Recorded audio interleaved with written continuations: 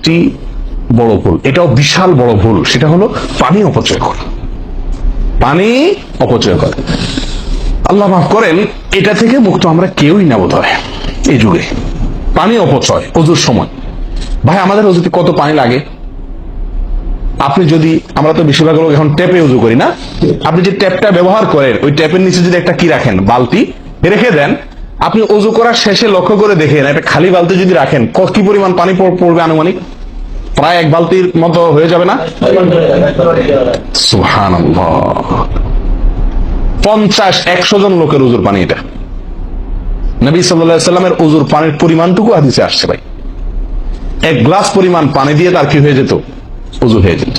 এক গ্লাস পানির প্রয়োজন হতো না নবী সাল্লাল্লাহু আলাইহি সাল্লামের ওযুতে, গোটা ওযুতে। আর সেখানে এক গ্লাস তো আমাদের শুধু কিসেই লাগে? হাত ধুতেও এক গ্লাস হয় কিনা সন্দেহ, এক হাতেও হয় কিনা এক গ্লাস ধুতে সন্দেহ। ভাই হাসির বিষয় না, এটা খুব জঘন্য অপরাধ, জঘন্য অপরাধ। আল্লাহ সুবহানাহু ওয়া তাআলা কোরআনে কারীমের ভিতরে কি বলেছেন? ইন্নাল মুবাযযিরিনা কানু ইখওয়ানাশ শায়াতিন, শয়তানের ভাই। হারাম পানি অপচয় করা, পানি অপচয় করা। সাহাবায়ে কেরাম জিজ্ঞাসা করছেন, ইয়া রাসূলুল্লাহ, আমরা তো কেউ বলবো ভাই এই যে নির্দেশ নিষেধ এগুলো তো সাহাবীদের যুগে পানি টানাটানি ছিল, মরুভূমি এলাকার লোক ছিল, তখনকার বোধহয় সমস্যা। ভাই এখন তো আমাদের যুগে আলহামদুলিল্লাহ কি আছে? প্রচুর পরিমাণে পানি আছে, পানির তো অভাব নেই আল্লাহর ফজলে। আমরা কেউ হয়তো মনে করি যে অনেক পানি আছে, এখন বোধহয় আর এই এত টানাটানি করে ওযু করার প্রয়োজন নাই। আমি বলবো না ভাই, এটা ভুল। সাহাবায়ে কেরাম জিজ্ঞেস করছেন নবী সাল্লাল্লাহু আলাইহি ওয়াসাল্লামকে, ইয়া রাসূলুল্লাহ, যদি আমরা সমুদ্রে থাকি, নৌকায় যাচ্ছি, জাহাজে যাচ্ছি, সমুদ্রে পানির কোনো অভাব নাই, সেখানে পানি ব্যবহারের ক্ষেত্রেও কি আমাকে হিসাব করে করতে হবে? অতিরিক্ত করলে হিসাব দিতে হবে? নবী সাল্লাল্লাহু আলাইহি ওয়াসাল্লাম হাবাচক উত্তর দিয়েছেন। ও ভাই, তাহলে বোঝা গেল যে পানি ট্যাঙ্কিতে আছে, আপনার লাইনে পানি আছে, এই জন্য আমি পানি অপচয় করার অনুমতি আমাকে শরীয়ত দেয় নাই। অতিরিক্ত পানি ব্যবহার করলে আমাকে হিসাব দিতে হবে। সবচেয়ে উত্তম, সবচেয়ে ভালো হয় ভাই, আপনি যদি সম্ভব হয় বদনা বা কোন জগ ইত্যাদিতে, মগ ইত্যাদিতে আপনি ওযু করেন, সবচেয়ে ভালো। টেপের মধ্যেই বেসিনে একটা মগ রেখে দিলেন, ওইটা দিয়া ঢেলে ঢেলে আপনি ওযু করেন, তাহলে পানি অপচয় হওয়ার সম্ভাবনা সবচাইতে কম।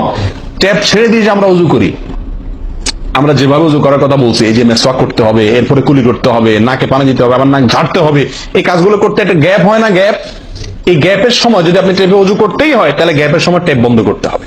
আমি কি বুঝতে পারছি? গ্যাপের সময় টেপ বন্ধ করে এরপর আপনি মেসওয়াক করেন, টেপ বন্ধ করে এরপর আপনি নাক ঝাড়েন।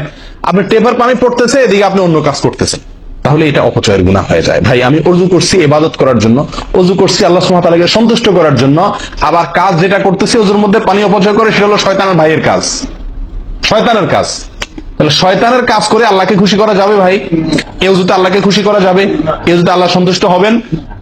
ওযু করলে নবী সাল্লাল্লাহু আলাইহি ওয়াসাল্লাম বলেছেন, দিনে 5 বার ওযু করলে, একটা মানুষ 5 বার গোসল করলে যেরকম তার শরীরে ময়লা থাকে না, একটা মানুষ দিনে 5 বার 5 ওয়াক্ত সালাতের জন্য ওযু করলে ওই লোকের অন্তরে বা ওই লোকের ভিতরে গুনাহ থাকে না, আল্লাহ তাকে গুনাহ থেকে পরিচ্ছন্ন করে দেন, পবিত্র করে দেন, ধুয়ে পরিষ্কার করে দেন 5 বার ওযু করার মাধ্যমে।